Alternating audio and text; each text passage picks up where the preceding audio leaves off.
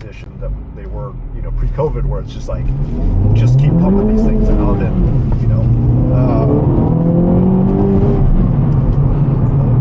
Civic Type R.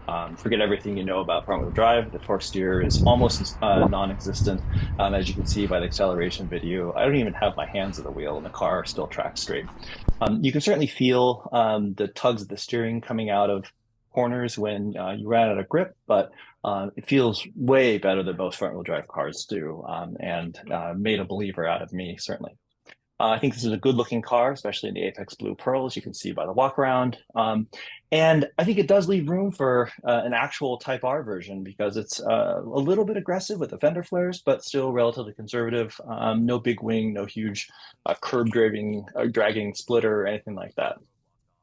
Driving dynamics wise, shifter is probably the best part of the car. Really enjoyed shifting the car. Throws are short and light and precise. There's a certain grace about the shifter that I really enjoyed. Reminds me of more of an S2000 than probably anything else.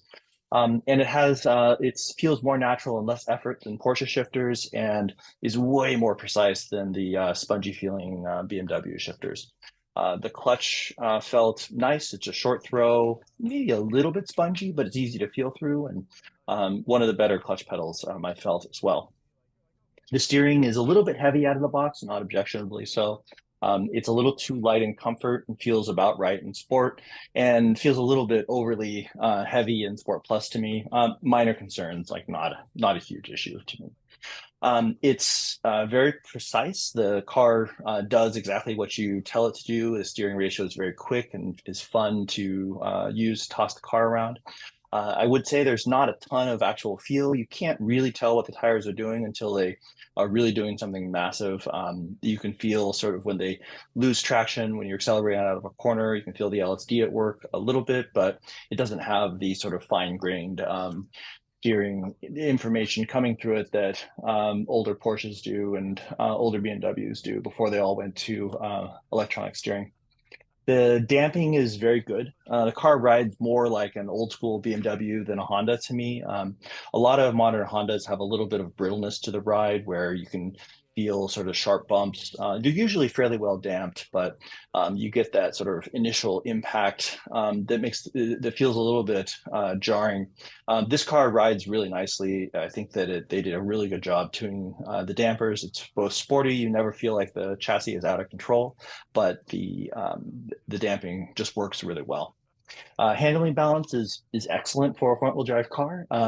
You certainly can't hang the tail out under power as with any front wheel drive car, but it will rotate off throttle. Probably not as aggressively as the FK8 Type R, but it feels pretty good in corners.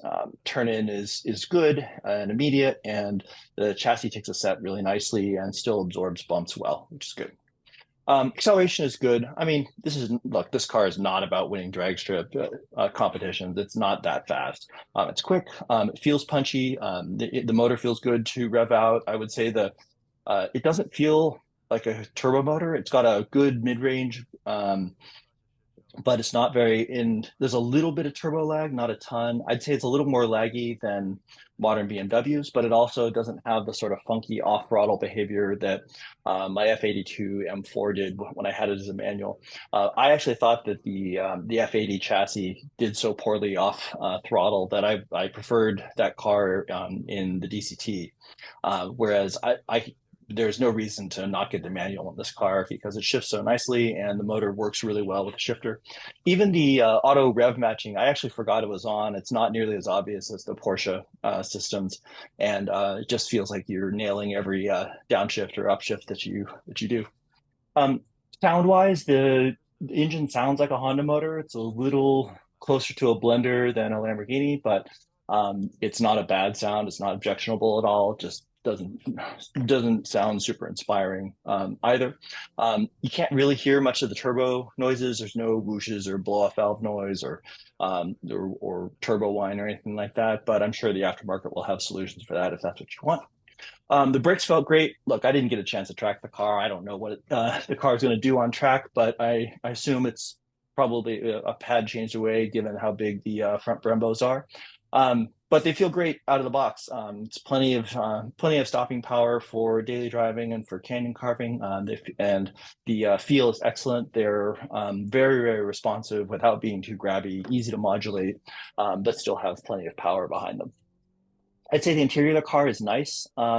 It's well executed. It's not super exciting. It's not going to win any art awards or anything like that. And perhaps feels a little cheaper than the price point of the car, but everything works. The switchgear feels excellent. And I'd rather have this kind of interior than one that looks really nice and is an ergonomic disaster. So I like the interior of the car. It was perfectly fine. The seats were comfortable, had lots of headroom. And all the switch controls were easy to find. I actually had to look a little bit for the parking brake release, but with modern parking brakes, I guess that's kind of a normal.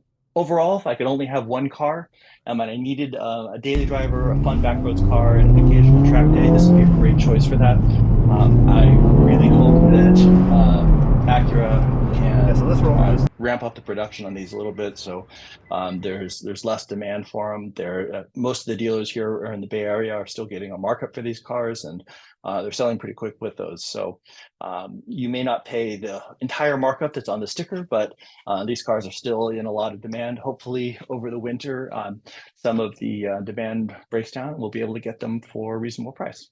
All right. Hope you enjoy this.